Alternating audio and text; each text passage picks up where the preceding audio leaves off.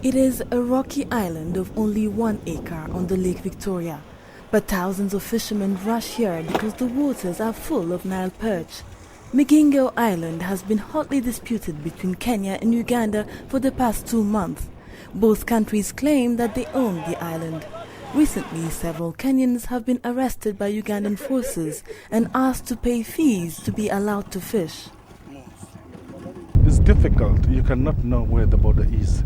This is also part of the problem because you don't know exactly where Uganda starts and where Kenya ends. This has been our main problem. Because any place here, if you arrive closer to Migingo, you could be arrested. About 1,000 people, mainly Kenyans, live on this island.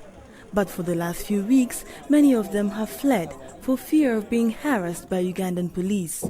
An agreement was finally reached between the two countries in mid-March. A border survey will have to determine the island's status, and the Ugandan troops are supposed to withdraw. However, their flag is still floating in the air.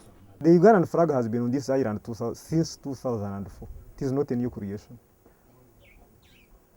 I don't know what could have prompted our brothers to come over at that time, and I think that is what these other meetings that are going on will find out. All the houses belong to Ugandan businessmen. Kenyan fishermen are only tenants, and the rents are 3 times higher than normal. 100 Ugandans also live on the island, but some of them fear that if the troops withdraw, violence will start. We don't feel good when security leaves because people will start fighting. We know that. 6% of the lake belongs to Kenya, while Uganda owns 43%.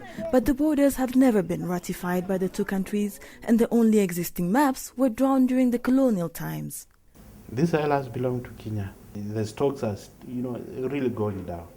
That I can explain why there's a lot of hue and cry about, who owns where, who is where, and especially in the Migingo Highland, we have it's quite rich in the Nile patch.